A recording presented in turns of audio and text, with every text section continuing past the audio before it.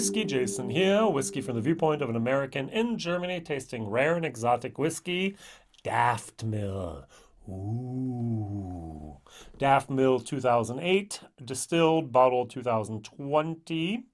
Limited edition, 6,000 bottles. That means 23 casks in this case. And what I really thought was interesting was the two brothers here. Look at those signatures. Now, Francis, the artist, and Ian, I'm going to call him the engineer, okay? You can actually see the personalities on these two signatures just there. Whiskybase number 181940, first fill ex-bourbon barrels. And I did the bottle share at 149 euros. This is going at the moment in Germany for 189 to 200 euros for this 12-year-old whiskey from the Lowlands. All right, so what do we have here? Daftmill is a farm distillery owned and operated by the Cuthbert family. It only runs in the farm's quiet periods, midsummer and winter, sometimes producing as few as 100 casks per year. When not distilling, Francis Cuthbert looks after the estate, growing the malting barley used to make the Lowland whiskey. The barley variety is here Optic, and it was grown in our south fields and harvested in the last week of August 2006. Whiskey is a long game, people. All right, so we harvest something 2006, we malt it in 2007, and we distill it 2008, and then we wait another 12 years to fill it up in the barrel. 14 years between the date of harvesting and the time I get to actually have this in bottle, and it took another year for me to get the bottle for some reason, all right?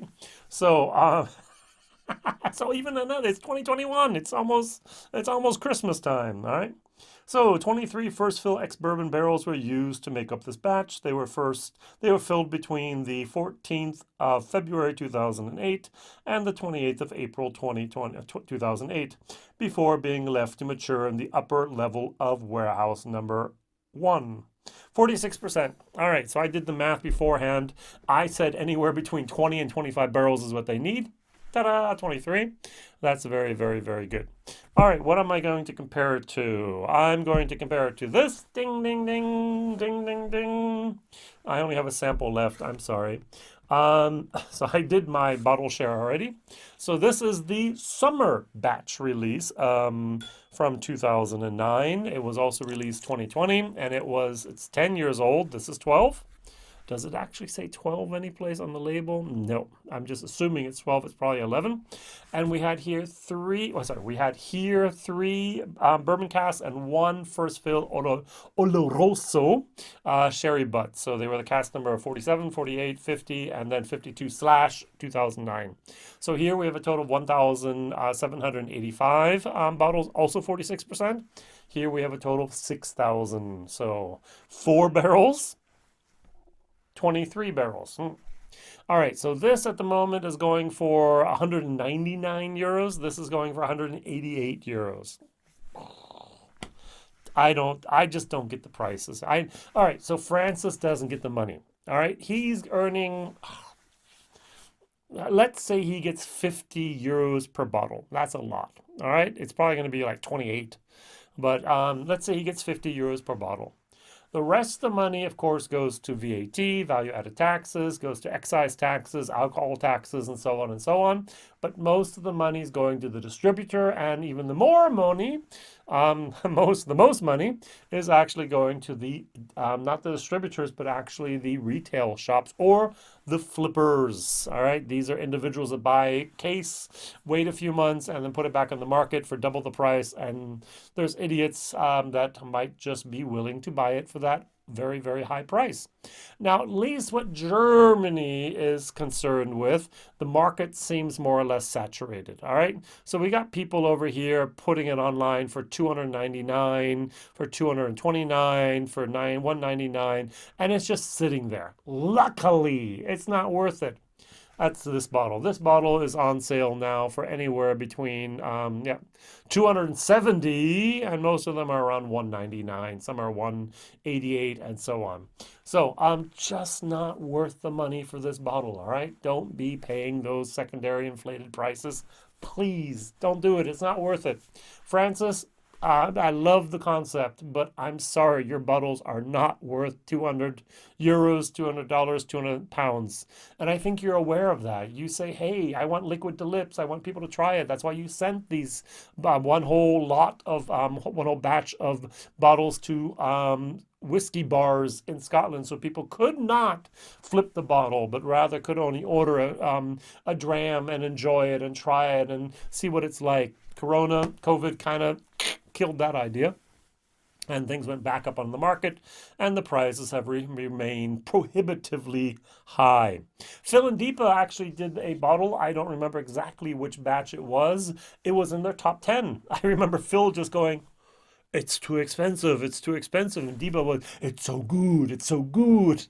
And she would actually say, what is the other prices? And it's like 400, 300, 400. And this was actually one of the cheaper bottles on the top row for them.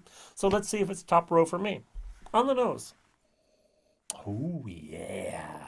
I like vanilla, lemon pie meringue, a tiny little bit of sugar cookie dough, and a tiny, tiny little bit of a herbalness, like a fresh mountain meadow in spring.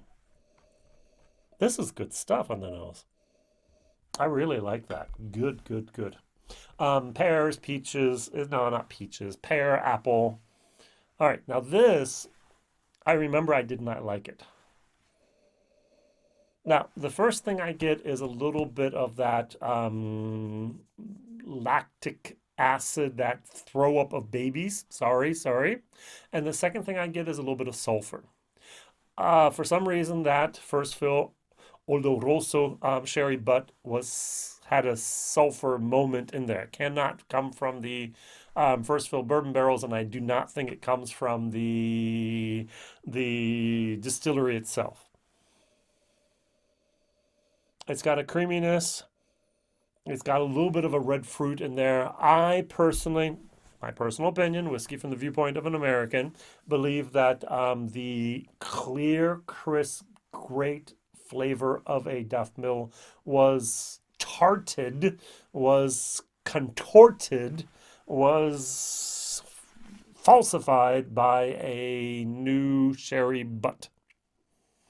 All right, let's try this. Will I be just excited about the palate as I am the nose? Very, very nice. This is a beautiful whiskey on the nose. Is it a 200? No. Is it a 100? No. Is it a 60 to 80? Yes. That would be the price I'd be willing to pay for this nose, for this flavor. It's very delicate. It's very soft. Cheers.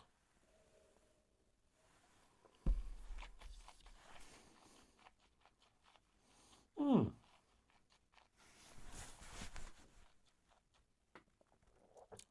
Wow. This reminds me of an 8-year-old, independently bottled, single cask. It's hot. It's got pepper.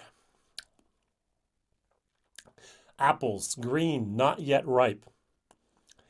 Pear, green, not yet ripe. It's lemon and sour. Mm. Okay. This is not my wheelhouse. There is that hot alcohol harshness that I do not want to have with a €150 bottle of whiskey. I don't care if it's 12 years old, 3 years old, or 300 years old. That's just not something I want for that price. The finish is middle long. It's a little bit more of a tartness than I prefer, but there is a lime, lemon, citrus moment. I'm gonna revise that. There is a grapefruit moment. Yeah, that's what it is. a grapefruit moment in here that I'm just not really digging. All right, gonna add some water. I'm gonna add water to a 46% whiskey. Yeah. Take it down to 42%, maybe even 40. Fruit cocktail that is way too hard and young. I don't know if you ever had those at cafeteria, lunch, so on, and you always had a pear that was not ripe and a crunch. That's this moment here. Crunch.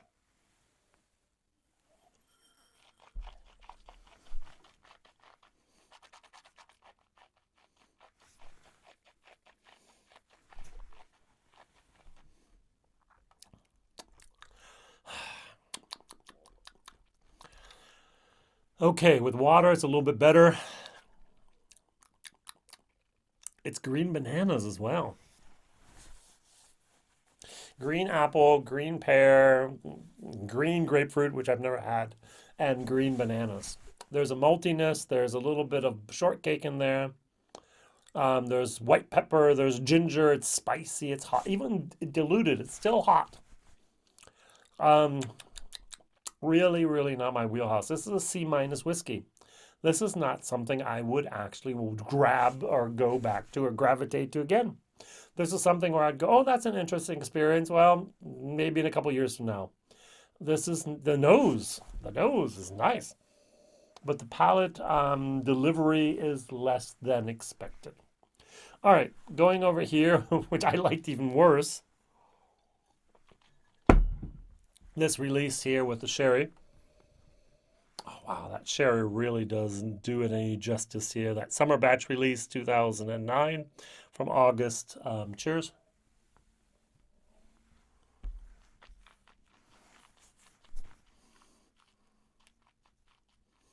Mm.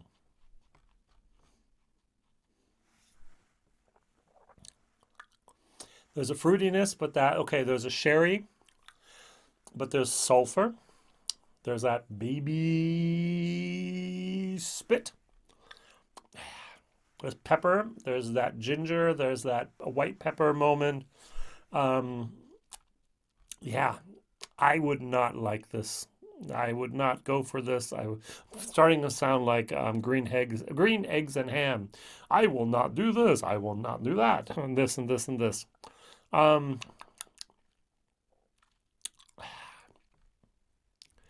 so I think that the sherry barrel was a mistake with the Daftmills. Um, will I buy another one?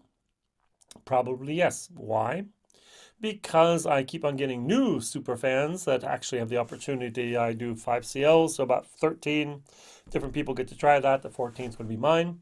And they actually have the possibility to then purchase a share of this. I get to do a video. I don't want to rant and rave and be a negative Mr. Daftmill. I want to like Daftmill, but so far I have not had a single Daftmill that has really convinced me. So sorry, Francis. I hope we meet one day and you can convince me otherwise with something else, but that was just not my cup of tea. Maybe I'm not a lowland whiskey drinker. Maybe.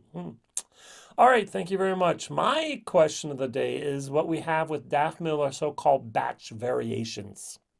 So what do we have here? We have one batch is 2009, and then it goes back to 2008, and the next batch might be then 2010, or again 2009, whatever.